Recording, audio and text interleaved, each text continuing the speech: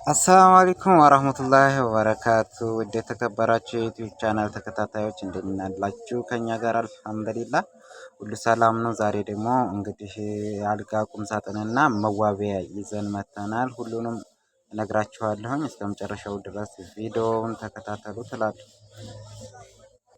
እና እንግዲህ ቁም ሳጥኗ ባለ 3 ተከፋች ነው።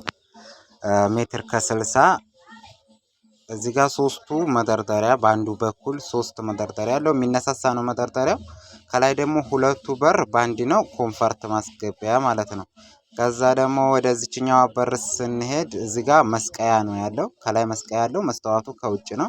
ከውስጥ መሰራት ይችላል መስተዋቱ ማለት ነው። ከታች ደግሞ ሁለት መሳቢያ ያለው በዛው በሱፉ መስቀያ በታች ሁለት መስተዋት አለው። በዚህኛው በኩል ደግሞ ስንሄድ እንደዛው የሚነሳሳ 4 መደርደሪያ ያለው በር አለ ማለት ነው። እንደዛው ደግሞ ከላይ በኩል ያለችው እንደዛው አንድ እንትናት። ወደ አልጋው ስንመጣ ደግሞ ሜትር ከ50 አልጋ ነው።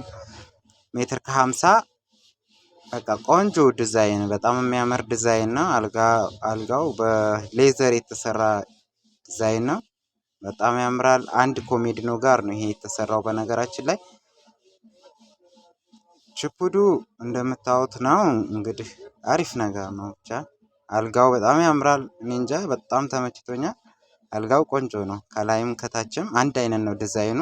ወጣ ወጣ ያለውም እንደዛው ማለት ነው። ራስጌውና ግርጌው አንድ አይነት የሆነ ዲዛይን ነው። ኮሜዲኖቹ መሳቢያ ናቸው። ሁለቱም መሳቢያ ናቸው። የኮሜዲኖ እንትን በርና መሳቢያ መሆን ይችላል። ግን መዋቢያዋ ደግሞ ስንሄድ 80 የሆነች ሁለት መሳቢያ ያላት፣ ሁለት መሳቢያ አንድ በር ያላት ናት ማለት ነው። 80 ሳንቲም ከነ መቀመጫዋ ማለት ነው። እንግዲህ ይቺ ቆንጆ ናት። ደግሞ ይቺ ከላይ ያለችው እንቁላል ቅርጽ ትባላለች። እንትኗ መቀመጫዋ ማለት ነው። ይሄ የመስተዋት መቀመጫዋ እና